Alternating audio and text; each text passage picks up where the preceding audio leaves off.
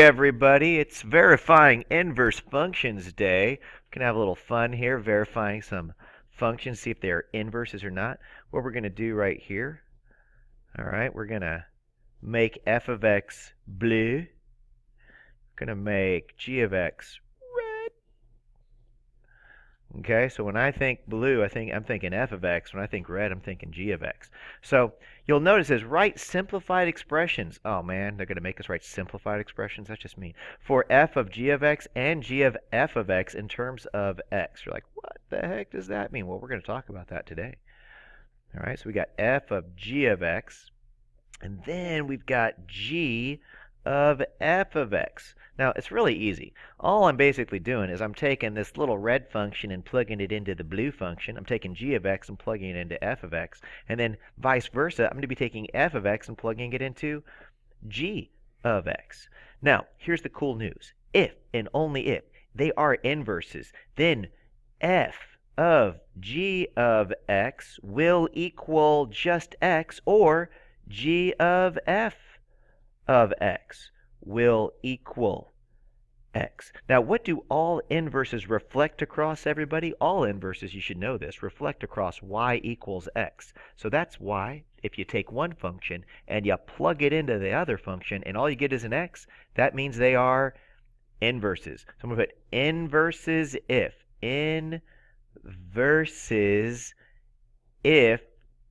this happens.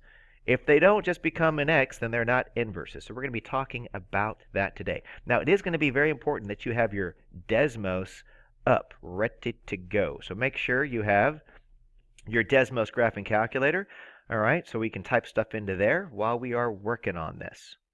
All right, so the first thing we're going to do is we're going to find f of g of x. That's the first thing we're going to do today. All right, we're going to say equals, and let's look right here. It has 10, right? 10x plus 6. But instead of writing 10 and then putting an x plus 6, all right, so instead of doing that, I'm going to put 10, but I'm going to open up a big old fat parentheses, and then I'm going to put plus 6 over here at the end. Do you know what I'm going to put inside of this parentheses right here? Anybody want to take a guess? No? Nope. No. I'm putting the other function, man. That's right. I'm putting this other function right in there. So I'm basically taking the red function. I'm taking this guy right here. And what am I doing? I'm plugging it in right there. That's what I'm doing. Taking one function and plugging into the other. All right, let's see what happens when we do this, guys. Let's see what happens. Hey, do you know what happens when you have a 10 in the numerator and a 10 in the denominator? You know what happens? These whoosh, whoosh, cancel out just like Johnny Karate. If you don't know who Johnny Karate is, then you don't know who Chris Pratt is, and you don't know anything. But that's okay. All right? Now, so these 10s cancel out. What am I left with? I'll bring it down in red instead of blue. I'm left with x minus 6. Ooh, does anybody know what x minus 6 plus 6 is equal to?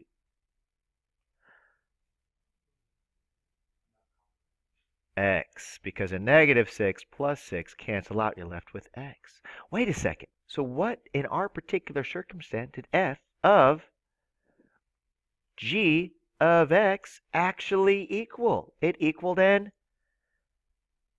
x. Now, here's the thing. Here's a quick little info to help you guys save yourself some work. I'm just letting you know, if you did all the math correctly and f of g of x equals x, then I guarantee you that g of f of x will also equal an x. And if they both equal x, which they will, this is going to be a yes. They are definitely inverses. Now, how can you check your work? How can you check your work? I will show you how to check your work in Desmos. All right, so we're going to Desmos. All right, I'm going to literally type in f of x, all right, equals, and then I'm just going to go back real quick. It says what, 10x plus 6, so I'm going to type in 10x plus 6, just like that. And then the other one was it h of x or g of x? G of x. I'll type in g of x. G of x. All right. Oh, and since f of x was blue, I'll go ahead and I'll make it blue. I'll make it blue. Okay. And then g of x equaled, and then you got this little keyboard down here. You can make a little division bar. And in the numerator, we're going to type in x minus 6 over 10. So I'll go right back over to, there we go. x minus 6 all over 10, just like that. Except this time I'll make this guy red since we made him red. All right. So there's f of x, beautifully graphed in Desmos. There's g of x, beautifully graphed. Now check this out. If they are inverses, what should they reflect across? Y equals what? Y equals x. Right now, do they kind of look like they reflect across y equals x upon first inspection? I agree, but you know what? Let's go even a step further. Watch this. F parentheses G parentheses X. Look at the green and the purple. Look at the green and the purple. Look at them. Just look at them.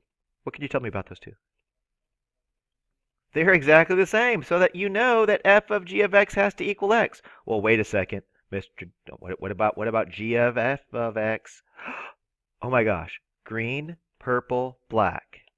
What do you notice about them? They're all the same. Now, what does that do? That gives me confidence to say, that's an X. That's an X. And are they inverses? Heck yeah, they're inverses. Boom! You got it right. Let's go to the next one. Here we go. Let's go to the next one. I'm going to highlight this guy. Now, this is g of x, and I'm going to make g of x blue. All right, making g of x blue. Okay, making him blue. And I'm going to make h of x red. Making h of x red. Now, if I were you, I'd kind of pause the video right now and just like write these guys down, okay? Because I'm going to be going over both of them, all right? So you got g of x in blue, and you got h of x in red. So everywhere I see h of x, I'm going to put a little red. And everywhere I see g of x, I'm going to put a little blue. Now, if you don't have map colors, just go down to your local store, get some map colors, get some twistables, all right? It makes it very easy to learn. The first thing I'm going to do is I'm going to do g of h of x. Now, if I'm going too fast, just pause me and catch up. It's really not that hard. Just pause. You should know the pause button. You guys are in a generation where you watch YouTube all the time. It's very easy. Just pause.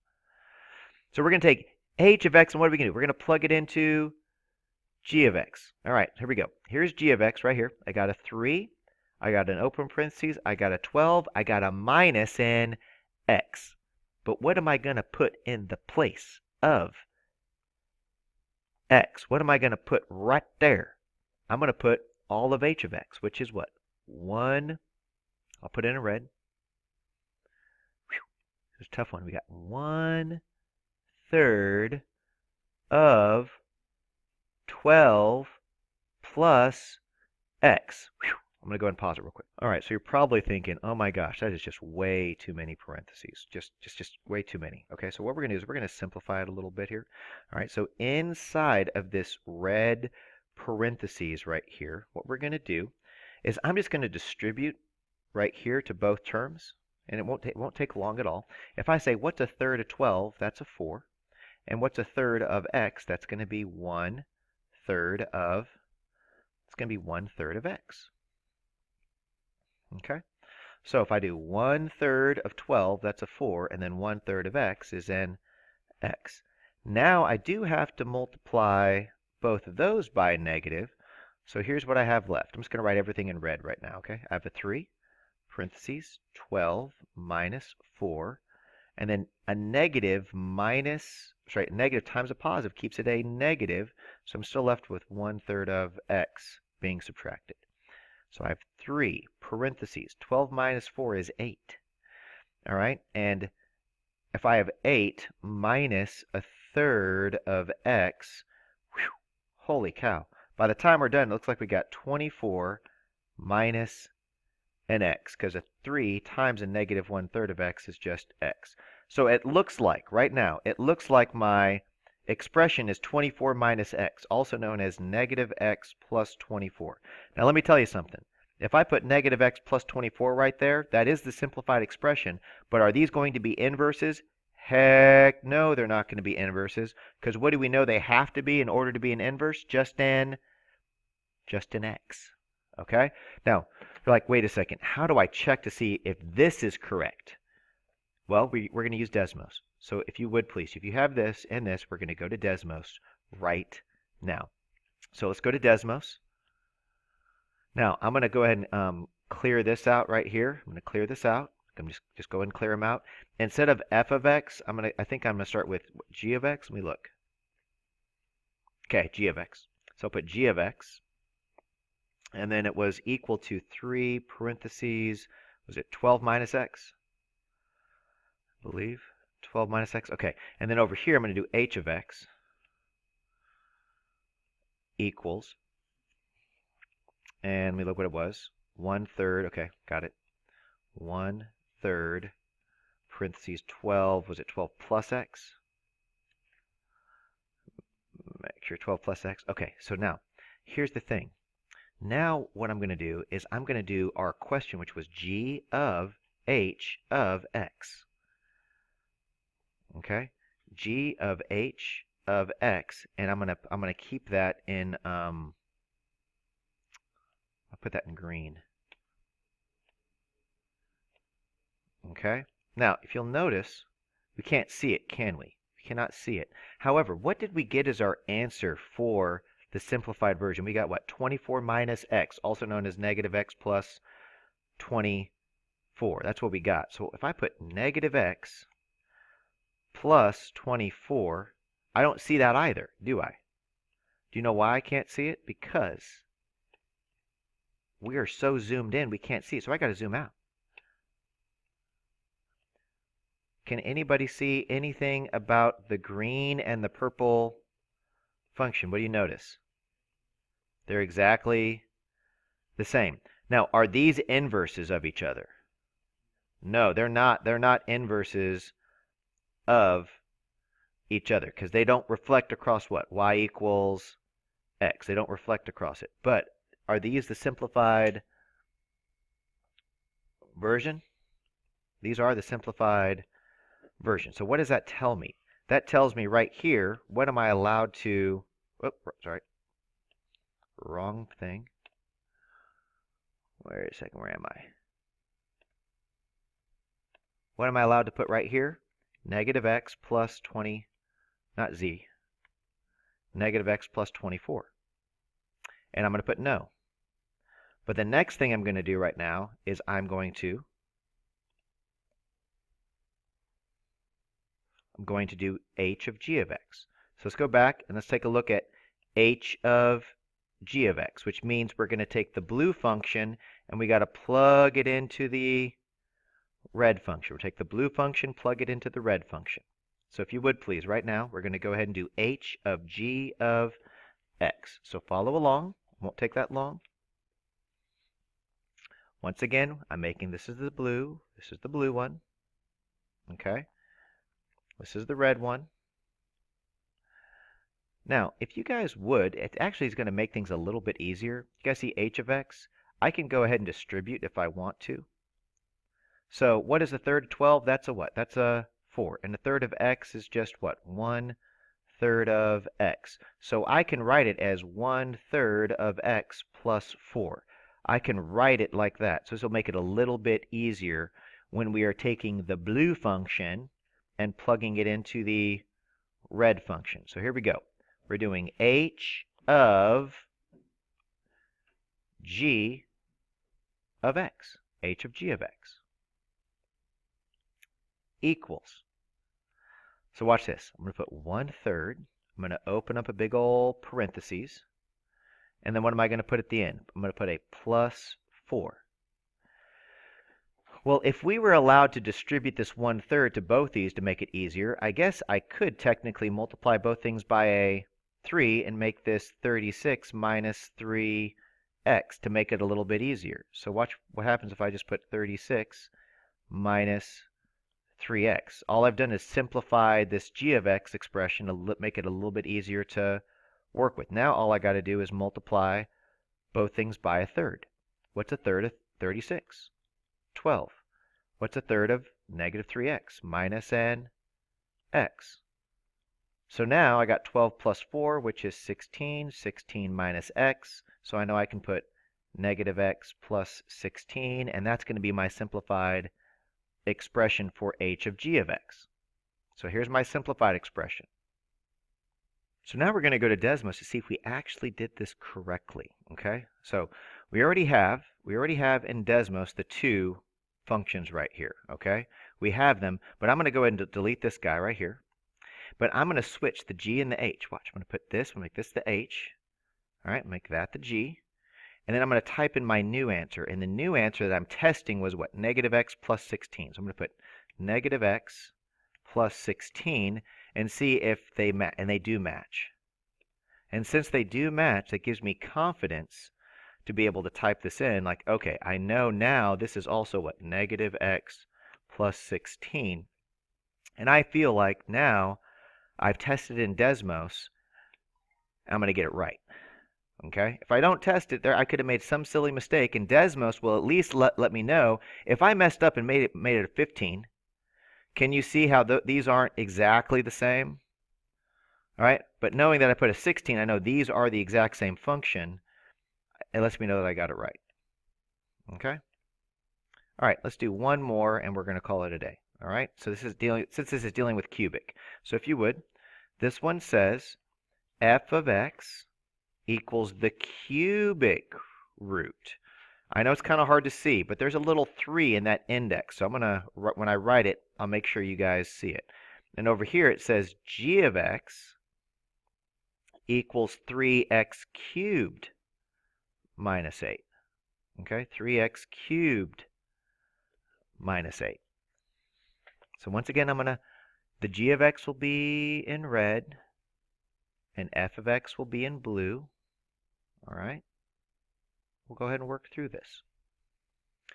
So the first thing I'm going to do is I'm going to do f of g of x, which basically means we're taking g of x and we're plugging it into f of x. So here we go. We're going to do f of g of x.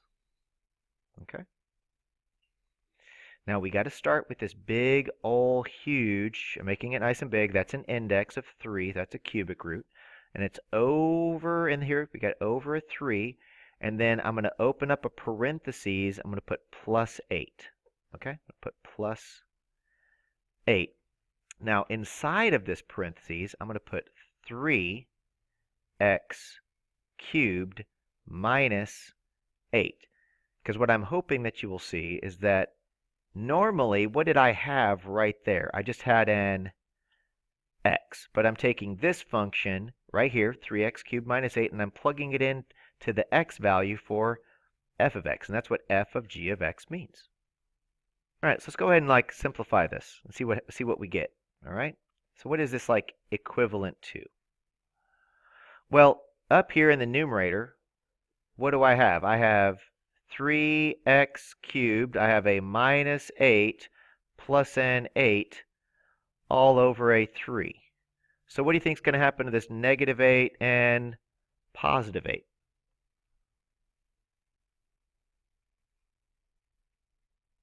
These are going to cancel each other out, right, to 0. These are additive inverses. So what do I have left now? I have 3x cubed over a 3. So what happens with these 3's? They cancel out. And then finally, I have the cubic root of x cubed. Well, what does x cubed actually mean? It means x times x times x. That's what x to the power of 3 means. So cubic roots look for groups of 3.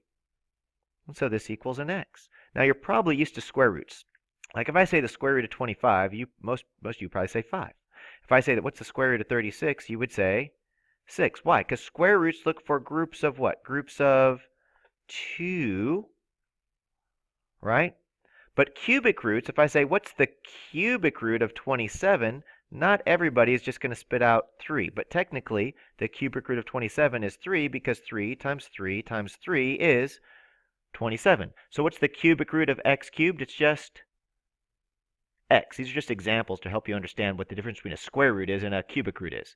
Square roots, even though you can't see it, you know what index they have? They have a 2, even though you can't see it. It's just automatically assumed there's a 2 there. But cubic roots, you got to have the index of a 3. Well, this makes my life a lot easier because what does that mean for our answer? What am I going to put here? X. What am I going to put here? X. And are these inverses? Heck yeah. Well, unless I did something wrong. So how do I test to see if I did anything wrong? What do we go to? Go to Desmos. So here we go. You're like, well, how do I type in cubic roots into Desmos? So we're going to show you guys how, okay? We're going to show you how. So go to Desmos so you don't freak out when you're like, oh my gosh, he didn't show me how to use Desmos. All right, so here we go. Let's take a look at, we have what? F of x is, let me scroll up real quick. The cubic root, got it. So I'm going to type in f of x equals, now let me show you how to get to the cubic root. You got to go over to functions. You go to miscellaneous. You go to where you have an index of n. Then you type in a 3. Then inside, you make the division bar. All right? And then you put x plus 8 over 3. X plus 8 over 3. Okay? So there's your, I don't like black. There we go, blue. We'll do blue. And we'll do, this one will be red. Okay?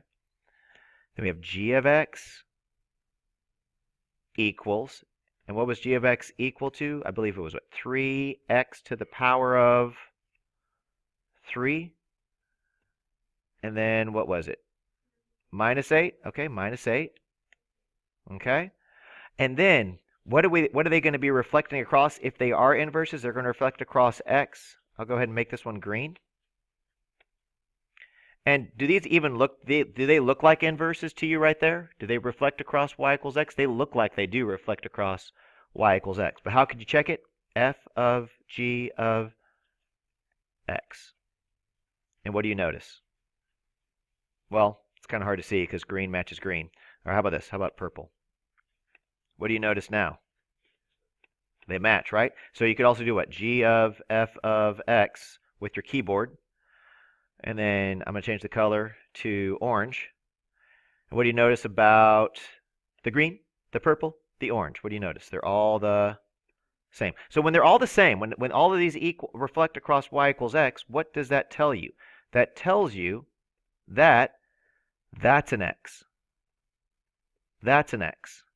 And lastly, yes, they are inverses. So what do you, are you going to have this something this difficult on your 6 weeks test? You may have one problem, all right? But the main concept is this. If you get f of g of x equals x or g of f of x equals x, they are what? They are considered to be inverses. And that's the concept, all right? And then hopefully, ding, you'll get them all right. You have a good day.